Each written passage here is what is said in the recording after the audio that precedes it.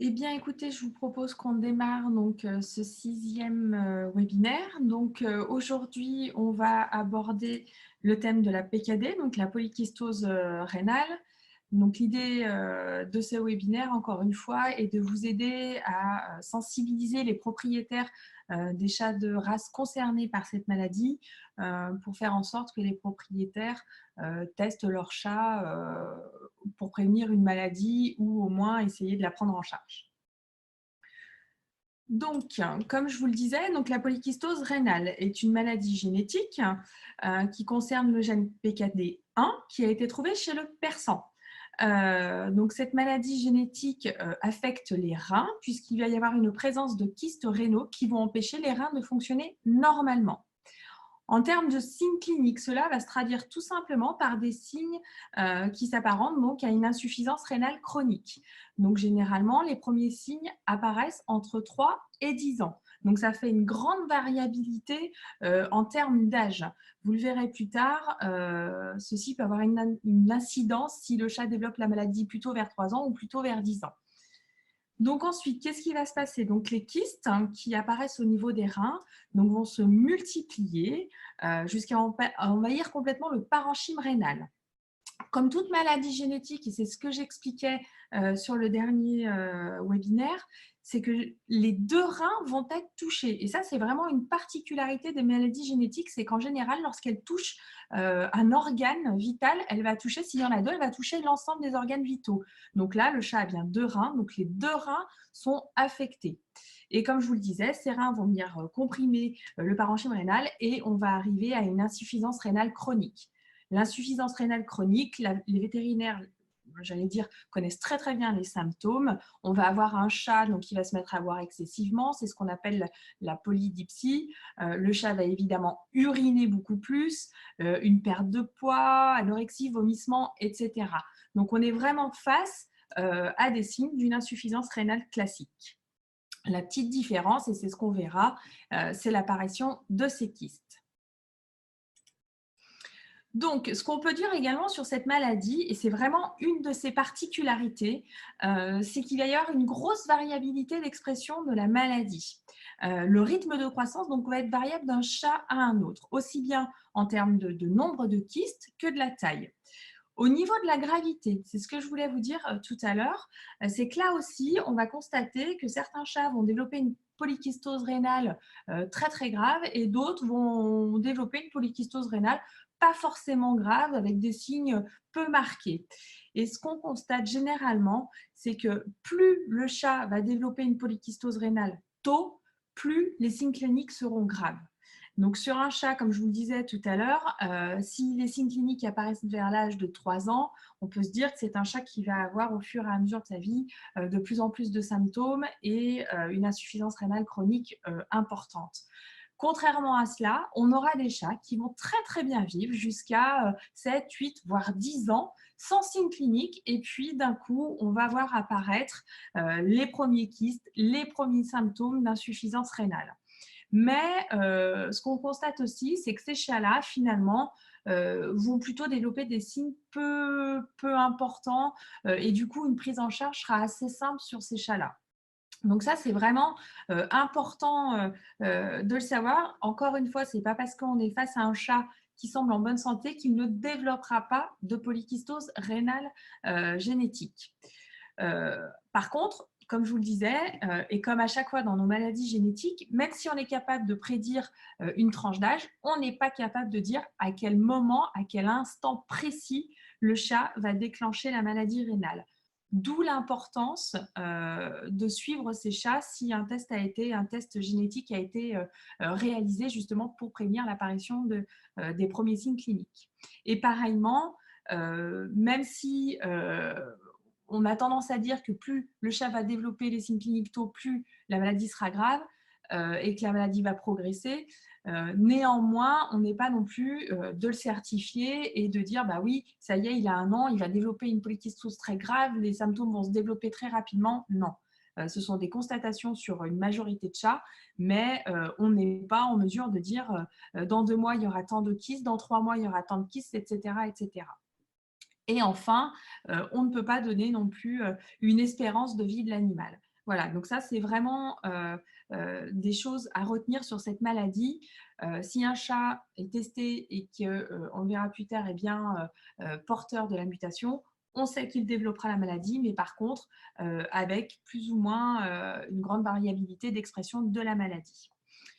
Ce qu'on peut dire, c'est qu'effectivement, ces éléments vont aussi dépendre de facteurs environnementaux et individuels. C'est toujours pareil, un chat qui va vivre dans un environnement sain, avec une bonne hygiène de vie, si une bonne prise en charge est faite sur l'animal, on espère améliorer le confort de vie du chat malgré la maladie. Donc, qui sont les chats concernés? Quelle race cela concerne la PKD? Donc, en majorité, le persan, puisque c'est chez le persan que nous avons découvert la mutation, le PKD1. Et on estime aujourd'hui que 15% des persans sont porteurs de la mutation. Ensuite, le Maine Coon, le British, Sacré de Birmanie et Ragdoll. Donc là, on est vraiment sur des fréquences qui sont bien moins importantes. Néanmoins, ce qu'on a tendance à dire, c'est qu'aujourd'hui, tout chat apparenté au persan ou ayant du poil long est susceptible d'avoir la mutation. J'allais dire, c'est un petit peu comme MDR1, hein. C'est généralement sur la sensibilité médicamenteuse, on est plutôt sur des chiens de berger et on dit voilà, tout chien apparenté au chien de berger peut être concerné par la sensibilité médicamenteuse. Là, c'est la même chose pour la polykystose rénale. En fait, ce qu'on estime tout simplement, c'est qu'à un moment donné, dans les lignées de Maine Coon, de British ou de Sacré Birmanie, il y a pu avoir l'utilisation de persan pour obtenir du poil long et que par conséquent, si le persan a été utilisé dans les lignées, il a pu transmettre la mutation de façon involontaire. C'est ce qu'on a vu, hein, je ne sais pas si vous vous souvenez, dans les tout premiers webinaires où on expliquait comment les mutations se sont propagées. C'est tout simplement en sélectionnant un critère morphologique. Et là, c'est le cas. On a sélectionné le persan pour son poil long et malheureusement, sans le savoir, on a aussi sélectionné un gène délétère. Donc voilà, c'est pour ça que on préfère dire attention, toute race apparentée et à poil long peut être concernée par la polykystose rénale. Au niveau du statut génétique, donc là, je vous ai fait un petit tableau de rappel. Donc, on est face à une maladie génétique qui est dominante. Donc, c'est vraiment important puisqu'il va y avoir un grand changement sur le chat hétérozygote.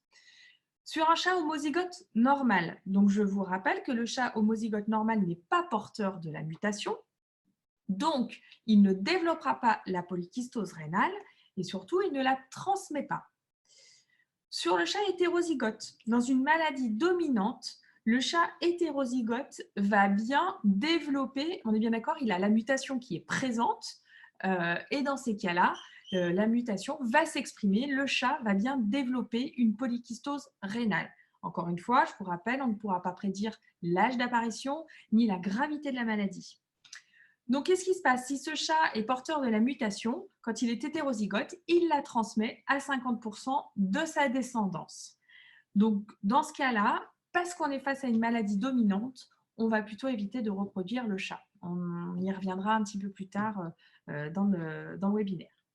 Enfin, qu'est-ce qu'il arrive sur les chats homozygotes mutés? Eh bien, en fait, on n'en voit pas parce que ces chats vont mourir in utero. Donc, du coup, on ne pourra pas utiliser de chat homozygote muté. Il y aura forcément une mort in utero, donc on ne voit pas de naissance de chatons avec deux mutations présentes sur les deux allèles.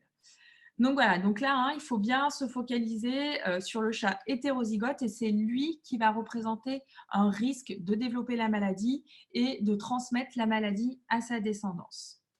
Donc ça aussi, c'est une des particularités de la maladie, c'est qu'on est bien sur un statut génétique avec une maladie qui est dominante, dont le gène s'exprime à l'état hétérozygote.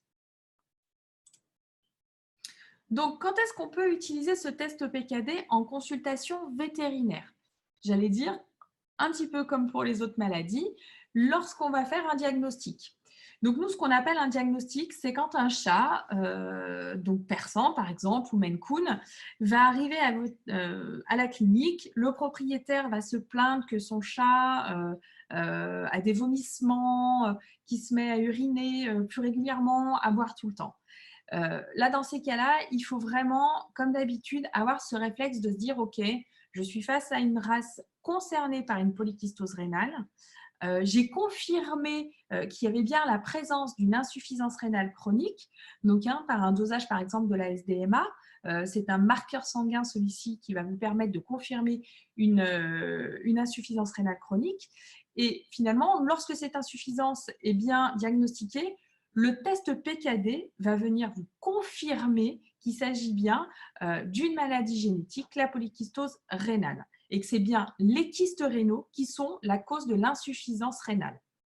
Donc voilà un peu dans diagnostic l'intérêt du test. Elle va venir confirmer un diagnostic finalement que le vétérinaire va pouvoir simplement faire par l'observation du chat et les signes cliniques qui sont déjà bien présents.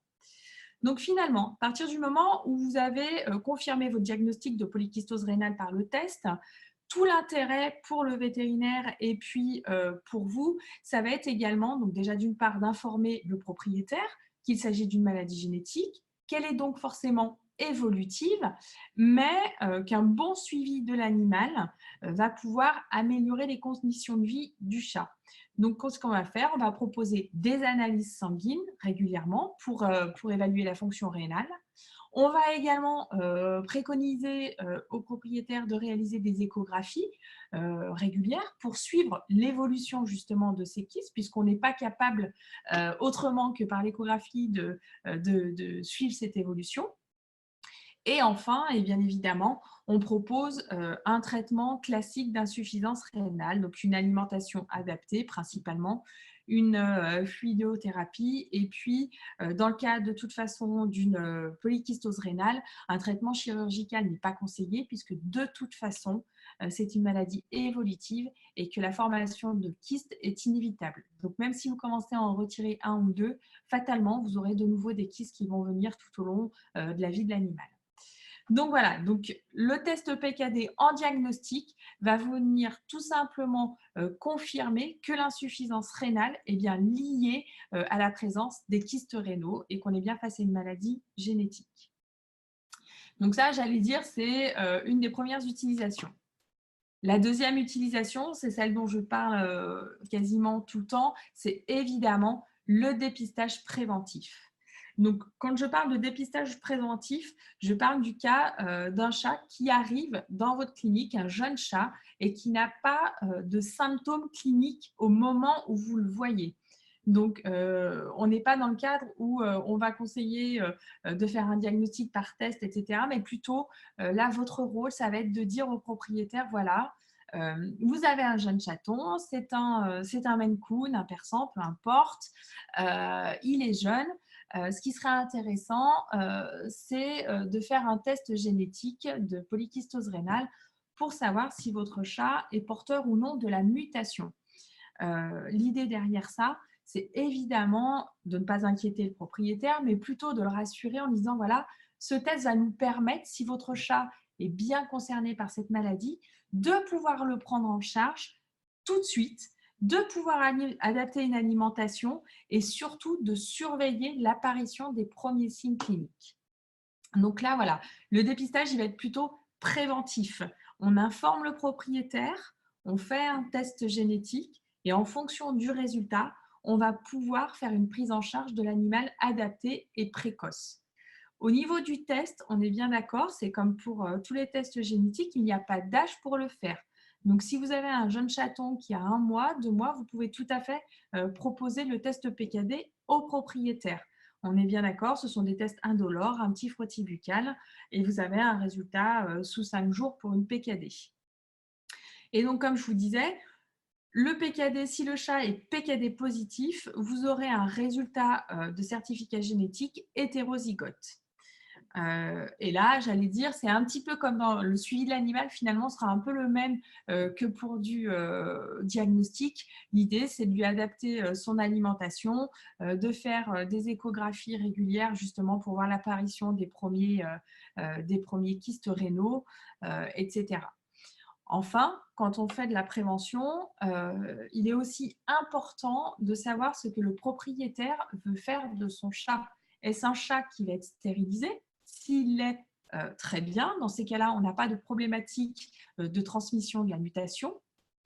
Maintenant, si le propriétaire, même s'il n'est pas éleveur, je le répète, mais qui souhaite garder son chat ou sa chatte non stérilisée, dans ces cas-là, il faudra bien évidemment aborder la problématique de la transmission de la maladie. Donc, comme je vous le disais au tout début, le chat hétérozygote n'est pas conseillé à la reproduction. Pourquoi? Tout simplement, voilà, je vous rappelle donc le tableau. Parce que si vous avez un chat hétérozygote, que je représente ici en orange, que vous le mariez, même s'il est accouplé avec un autre chat qui, lui, va être sain, donc homozygote normal, vous aurez quand même dans la descendance 50% de chatons atteints de polykystose rénale. Donc, ce qui est quand même bien embêtant, puisque derrière, non seulement le propriétaire ne pourra, entre guillemets, pas vendre ses chats, puisque ce sont des chats qu'il vendra de toute façon malades à un moment donné. Donc, c'est une vraie perte pour lui. Et puis, parce que, pareillement, s'il ne précise pas que les chatons, comme je vous le disais, sont porteurs de la mutation génétique, les acheteurs peuvent se retourner contre lui en disant qu'il n'a pas mis en place tous les moyens possibles pour dépister une maladie génétique connue et un test à sa disposition pourtant. Et enfin, j'allais dire, dans l'autre cas, et celui-ci est encore pire, si vous avez l'accouplement de deux chats hétérozygotes, vous aurez 75% des chatons atteints, enfin même pas atteints, mais porteurs de la mutation. 25% vont mourir vont mourir in utero, 50% vont être viables mais vont développer la polykystose rénale à un moment donné et vous n'aurez que 25% de la descendance qui sera saine. Donc voilà, hein, c'est vraiment le schéma hétérozygote, mariage de deux hétérozygotes est à proscrire. Et enfin, le schéma homozygote normal et hétérozygote n'est évidemment pas conseillé. Donc, dans le cas d'une reproduction de chats persans ou race apparentée, vraiment conseiller les propriétaires de ne marier que des chats sains. Donc voilà, ça, les éleveurs, encore une fois, connaissent bien. Maintenant, ça n'empêche pas de continuer à les informer sur les conséquences d'accouplement de chats porteurs de mutation, surtout quand on est dans une maladie dominante. Et enfin, pour des propriétaires, là, j'allais dire, c'était vraiment à vous de les informer parce que les propriétaires non, entre guillemets, professionnels n'ont aucune conscience de ces maladies et des conséquences sur la descendance qu'ils vont produire. Ensuite, donc au niveau de votre clinique vétérinaire, on propose un coffret qu'on a appelé le coffret PKD tout simplement. Et à l'intérieur, vous allez avoir, donc c'est un 4 pages, hein. On va vous rappeler à l'intérieur quels sont les symptômes de la maladie, on vous rappelle les races, on vous rappelle également comment réaliser un test génétique. Donc ça, c'est, j'allais dire, à destination du vétérinaire et puis pour vous également. Et enfin, on vous propose également d'avoir un petit flyer qui, lui, est plutôt à destination du propriétaire. Donc l'idée, comme pour MDR1, j'ai envie de vous dire, donc vous avez sensibilisé le propriétaire sur cette maladie, sur les conséquences de cette maladie. Et à la fin de votre discussion, vous pouvez donc proposer un petit flyer qui prendra le temps de lire chez lui et ensuite, sur un autre rendez-vous, voir avec lui si s'il accepte de faire un test PKD. Donc, ce petit coffret, vous pouvez tout à fait nous le demander chez Antagène. On vous l'enverra par courrier. Vous pouvez en demander plusieurs, on vous en remettra sans problème. Donc sur cette maladie, voilà, finalement c'était assez court. Il n'y a pas de grandes nouveautés par rapport aux autres maladies génétiques. La seule petite chose, et voilà, ce qui est important, c'est de savoir qu'il s'agit d'une maladie dominante, qu'il y a une variabilité d'expression de la maladie qui est importante et pareillement que l'âge d'apparition est aussi variable. Par contre, La bonne nouvelle, c'est que c'est une maladie, parce que ce n'est pas le cas pour toutes les maladies génétiques, c'est une maladie où vraiment, en tant que vétérinaire, vous pouvez prendre en charge l'animal et vraiment améliorer son espérance de vie, par une alimentation adaptée, et cetera, et cetera. Donc ça, c'est vraiment, pour le coup, c'est vraiment un test intéressant pour vous vétérinaires et cliniques vétérinaires parce que justement, vous avez une action qui va être concrète et avec des résultats derrière. Si je vous parle d'ataxie cérébelleuse, on peut faire de la prévention, mais de toute façon, derrière, on sait qu'il n'y a pas de traitement et que la mort de l'animal est fatale. J'allais dire sur la PKD aussi, on sait qu'inexorablement, à un moment donné, l'insuffisance rénale sera telle que le chat mourra de cette insuffisance rénale. N'empêche qu'on peut ralentir l'expression de la maladie et on peut améliorer le confort de vie de l'animal pendant quelques temps. Donc voilà un peu pourquoi ce test est intéressant pour vous dans une clinique vétérinaire. Eh bien, écoutez, je vous remercie d'avoir participé à ce webinaire. Peut-être à la VAC à bientôt et sinon à dans 15 jours. Merci beaucoup. Merci. Au revoir. Bonne journée, au revoir. Au revoir.